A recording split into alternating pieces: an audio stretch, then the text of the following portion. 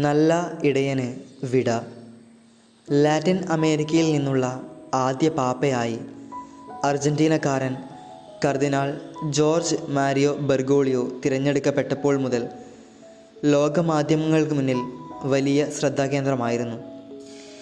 1300 വർഷത്തെ ചരിത്രത്തിൽ യൂറോപ്പിന് പുറത്തുള്ള ആദ്യത്തെ പാപ്പ എന്ന നിലയിലും ആദ്യത്തെ ജെസ്യൂട്ട് പാപ്പ എന്ന നിലയിലും ഫ്രാൻസിസ് എന്ന നാമം സ്വീകരിച്ച പാപ്പ എന്ന നിലയിലും പാപ്പയുടെ ഔദ്യോഗിക മന്ദിരത്തിന് പുറത്ത് ഗസ്റ്റ് റൂമിൽ ലളിത ജീവിതം നയിക്കാൻ പാപ്പ തീരുമാനമെടുത്തതും തൻ്റെ ആശീർവാദം കാത്തുനിന്ന ജനതയോട് തന്നെ ആശീർവദിക്കുവാൻ ആവശ്യപ്പെട്ടതും സാധാരണക്കാരിൽ യാത്ര ചെയ്തതും ഫ്രാൻസിസ് പാപ്പയുടെ പ്രത്യേകതകളാണ്.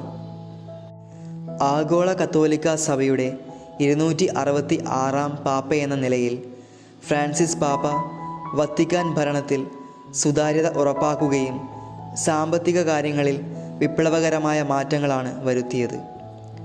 ചരിത്രത്തിൽ ആദ്യമായി റോമൻ കൂരിയയുടെ ഭാഗമായ സന്യസ്തർക്ക് വേണ്ടിയുള്ള ഡിക്കാസ്റ്ററുടെ അധ്യക്ഷ സ്ഥാനത്ത് വനിത, മെത്രാന്മാർക്കുള്ള വത്തിക്കാൻ ഡിക്കാസ്റ്ററിയിൽ സ്ത്രീകൾ, പൊന്തിഫിക്കൽ ബിബ്ലിക്കൽ കമ്മീഷൻ സെക്രട്ടറി സ്ഥാനത്തേക്ക് ആദ്യമായി വനിത, മെത്രാന്മാരുടെ സിനഡിൻ്റെ അണ്ടർ സെക്രട്ടറികളിൽ ആദ്യമായി വനിത, വത്തിക്കാൻ്റെ നയതന്ത്ര കാര്യങ്ങൾ കൈകാര്യം ചെയ്യുന്ന സ്റ്റേറ്റ് സെക്രട്ടേറിയറ്റിൽ ആദ്യമായി വനിത.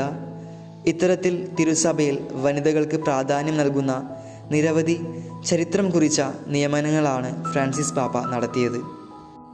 ഫ്രാൻസിസ് പാപ്പയുടെ വിനയവും ലളിതമായ ജീവിതശൈലിയും വിമത സ്വരങ്ങളോടുള്ള സമീപനവും കത്തോലിക്ക സഭയെ ആധുനിക ലോകവുമായി കൂടുതൽ അടുപ്പിക്കുകയാണ് ചെയ്തത്. കാലാവസ്ഥാ വ്യതിയാനം, കുടിയേറ്റം, സാമൂഹിക അസമത്വം തുടങ്ങിയ വിഷയങ്ങളിൽ പാപ്പ ശക്തമായ നിലപാടുകൾ സ്വീകരിക്കുകയും മനുഷ്യാന്തസ്സിനും മനുഷ്യാവകാശങ്ങൾക്കും വേണ്ടി നിലകൊള്ളുകയും ചെയ്തു.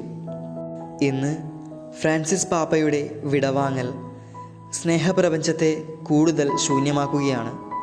പാപ്പയുടെ മാനുഷിക മൂല്യങ്ങളും സ്നേഹത്തിൻ്റെയും സമാധാനത്തിൻ്റെയും സന്ദേശങ്ങളും എക്കാലവും ഓർമ്മിക്കപ്പെടും. വിശ്വാസത്തിൻ്റെ ഔന്നത്യത്തേക്കാൾ മനുഷ്യത്വത്തിൻ്റെ ദൈവികതയെ ചേർത്ത് പിടിച്ച നല്ല ഇടയന് വിട.